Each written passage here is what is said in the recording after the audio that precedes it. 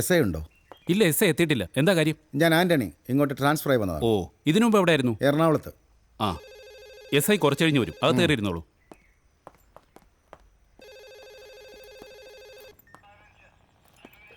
Hello, Rajakkad police station. S I വന്നിട്ടില്ല sir. RDM ഒരു മീറ്റിങ്ങിന് പോയിരിക്കുക സാർ. സാർ വരുമ്പോൾ പറയാം സാർ.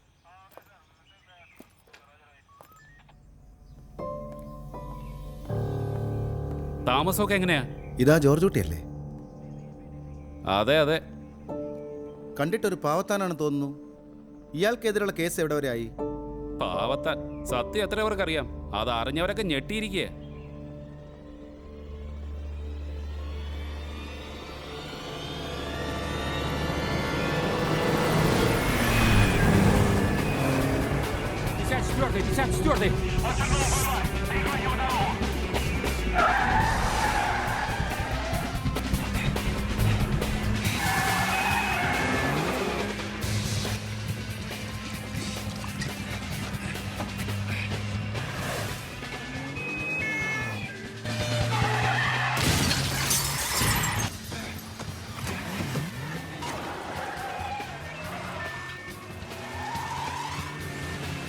ജോർജ് കുട്ടി ചേട്ടാ,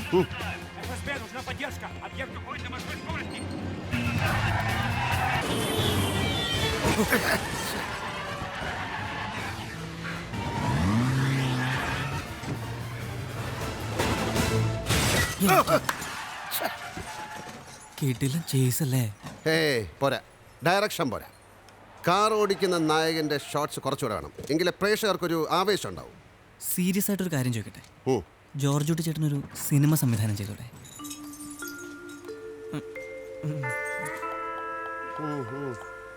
നീ പോയ കാര്യം എന്താ? ആ, കുറച്ച് പേര് കാശ് വന്നു. പിന്നെ പോലീസുകാരൻ സഹദേവനില്ലേ, സ്ഥിരം പരിപാടി കണ്ണുരുട്ടി കാണിക്കുക. കാശ് വെച്ച് ചെല്ലാൻ നേരത്തെ 100 പരാതികളാന്ന്. പിന്നെ മംഗലത്തെ തോമച്ചൻ ചേട്ടൻ, അങ്ങേരുടെ ടിവിയുടെ ചാട്ട ഇതുവരെ മാറിയിട്ടില്ല അത്രേ. ഇന്നാളെങ്ങാണ്ട് ആരാണ്ടോട്ട് നോക്കിച്ചതല്ലേ നമ്മള്? എടാ, അത് അയാളുടെ ടിവിയുടെ കുഴപ്പമാണ്. അത് അയാൾ തന്നെ ശരിയാക്കണമെന്ന് നീ അയാളോട് പറഞ്ഞില്ലേ? ആ, ഞാനത് പറഞ്ഞേ. ആ, അപ്പം അയാൾ ചേട്ടൻ്റെ അപ്പന് പറഞ്ഞു. എന്നിട്ട് നീ അതും കേട്ടോണ്ടെങ്കിൽ പോന്നോ? പിന്നെ ഞാൻ തിരിച്ചു പറഞ്ഞില്ലേ?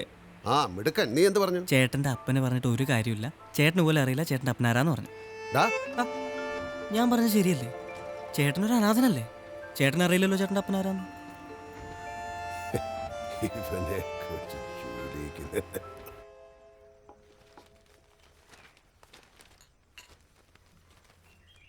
രഘു, എടാ രഘു, വനിത എവിടെ പോയി കിടക്കുക? എത്രയാ? 12 റുപ്യ. എന്താക്കാ എവിടെയായിരുന്നു അത്ര നേരം? കടയിൽ ആളെ ഇവിടെ തന്നെ ഉണ്ടാവണമെന്ന് എത്ര തവണ പറഞ്ഞിട്ടുണ്ട്. അവിടെ താഴെ കൊടുക്ക്. രഘുവേ, നമ്മുടെ പതിവ്.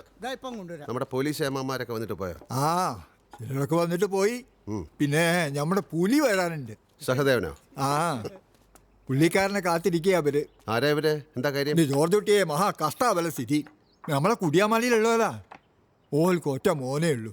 ഓൻ ഏതോ ഫിനാൻസ് കമ്പനിയിൽ നിന്ന് വട്ടിപ്പലിശയ്ക്ക് കടം വാങ്ങി കൃഷി ആവശ്യത്തിന്. മാസങ്ങളോളം പലിശ കൃത്യമായിട്ട് അടയ്ക്കുകയും ചെയ്തു. കൃഷി ചതിച്ചു, പലിശ മുടങ്ങി. 2 ദിവസം മുൻപ് സഹദേവൻ വന്ന മോനെ കൂട്ടിക്കൂട്ടി പോയി. ഇപ്പോൾ മുതലും പലിശ കൂടി ഒന്നിച്ചടച്ചാലേ അവനെ വിടുകയുള്ളെന്ന് അയാൾ പറയുന്നത്. ആര്? ഫിനാൻസുകാര്. സഹദേവൻ അവരുടെ ആളാ. നിങ്ങൾക്ക് ആ SI കണ്ട് കാര്യം പറഞ്ഞൂടെ? മേലാഫീസർമാരോട് പറഞ്ഞാൽ മോനെപ്പന്നെ ജീവനോടെ കാണില്ലെന്ന് അയാൾ പറയുന്നത്. ഇനി പറഞ്ഞാൽ തന്നെ എന്താ വിശ്വാസം?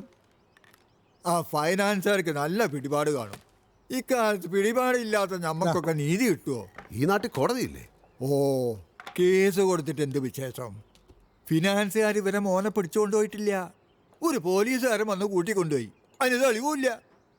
കോടതിക്ക് വേണ്ടത് തെളിവുകളല്ലേ?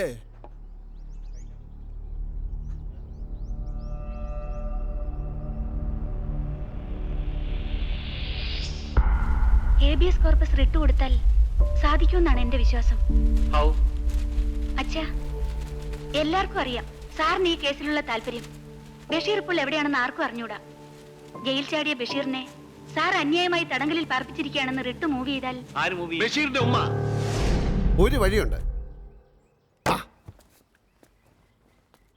തൊടുപുഴയിൽ ഒരു അഡ്വക്കേറ്റ് സുകുമാരൻ നായരുണ്ട്. അയാളുടെ ജൂനിയർ മാത്യൂസിനെ നിങ്ങൾ പോയി കാണണം. എൻ്റെ ഒരു പരിചയക്കാരനായിക്ക. അയാളോട് നിങ്ങൾ കാര്യങ്ങൾ വിശദമായിട്ട് പറയണം. ഞാനും വിളിച്ചു പറഞ്ഞോളാം. ജോർജ് കുട്ടിയെ, കേസ് കൊടുത്തിട്ട് എന്ത് കാര്യം? ഇത് സാധാരണ കേസ് അല്ലിക്ക, ഹേബിയസ് കോർപ്പസാ. ഈ പെമ്പിള്ളാര് വല്ലവൻ്റെ കൂടെ ഒളിച്ചോടി പോകുമ്പോൾ മാതാപിതാക്കൾ തൻ്റെ മകളെ തിരിച്ചു കിട്ടണമെന്ന് പറഞ്ഞ് സാധാരണ കൊടുക്കുന്ന കേസായത്. ആഹാ. അതായത് ഇയാളുടെ മകനെ അന്യായമായി ചിലർ തടങ്കലിൽ പാർപ്പിച്ചിരിക്കുന്നു എന്ന് പറഞ്ഞൊരു ഹേബിയസ് കോർപ്പസ് കൊടുത്താ അയാളെ എത്രയും പെട്ടെന്ന് കോടതിയിൽ ഹാജരാക്കണമെന്ന് പോലീസിനോട് ഉത്തരവിടുന്ന കോടതിയാ. അവിടെ എന്ത് പിടിപാടുണ്ടായിട്ടും കാര്യമില്ല. കാരണം ഈ ഉത്തരവ് നടപ്പാക്കിയില്ലേ കുഴപ്പം പോലീസിനാ. ഇത് കൊള്ളാലോ. എന്റെ ഊഹം ശരിയാണെങ്കിൽ കേസ് പോലും വേണ്ടിവരില്ല. അഡ്വക്കേറ്റ് സുകുമാരൻ നായർ സഹദേവനെ വിളിച്ച് ഇവരുടെ മകനെ വിട്ടുകൊടുത്തില്ലെങ്കിൽ ഹേബിയസ് കോർപ്പസ് കൊടുക്കുമെന്ന് പറഞ്ഞാൽ എത്രയും പെട്ടെന്ന് വിട്ടുതരും. എന്നാ പിന്നെ ഇനി ഒന്നും ആലോചിക്കണ്ട, ഇപ്പൊ തന്നെ വിട്ടോ. ആ ദേ സഹദേവൻ സാർ വരുന്നുണ്ട് കേട്ടോ.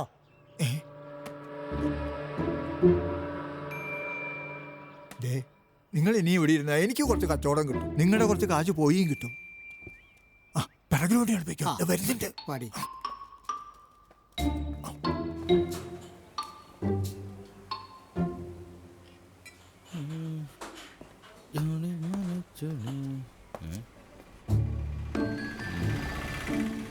ഇക്ക ഒരു വല്യപ്പനും വല്യമ്മയും ഇങ്ങോട്ട് വന്നായിരുന്നോ? ഇല്ല. ഇല്ലേ?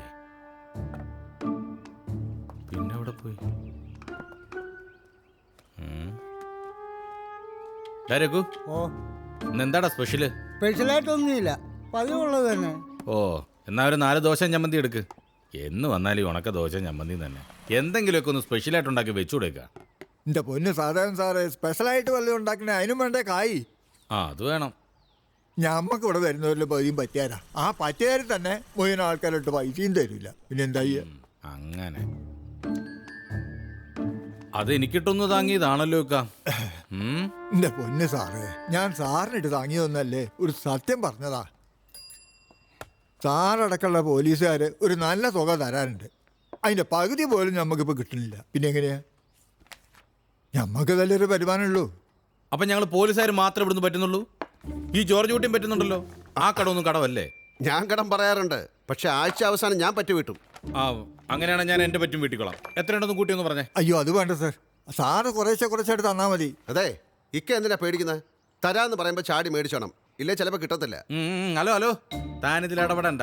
ഞങ്ങൾ തമ്മിലുള്ള കണക്ക് ഞങ്ങൾ തീർത്തോളാം. ഒരു മധ്യസ്ഥൻ. പറ, എത്ര ഉണ്ട് എൻ്റെ പറ്റ്?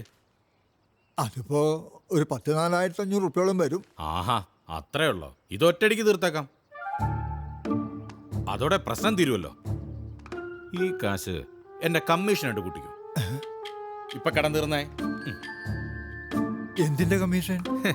എന്റെ ഇക്ക നമ്മുടെ police station Janamaithri police station ആക്കി മാറ്റിയിരിക്കുക. പുതിയ സ്റ്റേഷൻ പണിയാനുള്ള ഓർഡറും സർക്കാരിൽ നിന്ന് കിട്ടിക്കഴിഞ്ഞു. അവിടെയാണ് പുതിയ പോലീസ് സ്റ്റേഷൻ പണിയാൻ പോകുന്നത്. പണി ഉടനെ ആരംഭിക്കും. അപ്പോൾ അവിടെ പണിക്ക് വരുന്നവരുടെ എല്ലാം കച്ചവടം ഞാൻ ഇക്കയ്ക്ക് പിടിച്ചു തരും. അതിൻ്റെയാണ് ഇപ്പം പറഞ്ഞ കമ്മീഷൻ. പിന്നെ ഇത് 1-2 ദിവസത്തെ കച്ചവടമല്ല, ഒരു 8-9 മാസത്തേക്കുള്ള കച്ചവടമാണ്. സത്യം പറഞ്ഞാൽ ഈ കച്ചവടത്തിന് ഈ പറഞ്ഞ കമ്മീഷൻ പോരാ. പിന്നെ നമ്മൾ തമ്മിലൊരു ബന്ധം വെച്ച് തൽക്കാലം ഇതുകൊണ്ട് അഡ്ജസ്റ്റ് ചെയ്യാം. ഇത് താണ്ട പോലീസ്. എന്തേ പിടിച്ചില്ലേ? ഇല്ല, പിടിച്ചില്ല. നിങ്ങളൊരു പോലീസുകാരനായതുകൊണ്ടും ഇക്ക ഒരു പാവമായതുകൊണ്ടും അദ്ദേഹം മറുപടി പറഞ്ഞില്ല. ഇവിടെ അടുത്തെങ്ങും വേറെ ഹോട്ടൽ ഇല്ലാത്തടത്തോളം കാലം അവിടെ എന്ത് പണി നടന്നാലും അവിടെ ഉള്ളവർ ഇവിടെ വന്ന് ആഹാരം കഴിക്കത്തുള്ളൂ. അതിനാരും ബിസിനസ് പിടിച്ചു കൊടുക്കേണ്ട കാര്യമില്ല. ഇവിടുന്ന് ഒരുത്തനും ഭക്ഷണം കഴിക്കരുതെന്ന് ഞങ്ങൾ പോലീസുകാർ ശക്തമായ ഭാഷയിൽ പറഞ്ഞാലോ? ഈ സഹദേവനെ പണി പഠിപ്പിക്കല്ലേ? ഇക്ക ഒരു സ്ട്രോങ്. മാധവൻ സാറിന്റെ പതിവ്. എന്തുണ്ട് ജോർജിന്റെ വിശേഷങ്ങള്? എന്ത് വിശേഷം സാറേ, ഇങ്ങനെ ജീവിച്ചു പോന്നു. സാറേ, പുതിയ പോലീസ് സ്റ്റേഷനൊക്കെ പണിയാൻ പോവാന്ന് കേട്ട്. ഇക്കാക്ക് നല്ല കച്ചവടം കിട്ടാനുള്ള സാധ്യത. ആ ബിസിനസ് ഒക്കെ ഉറപ്പിച്ച് എപ്പോഴേ കമ്മീഷൻ വാങ്ങി. കമ്മീഷൻ വാങ്ങിയെന്നാര്?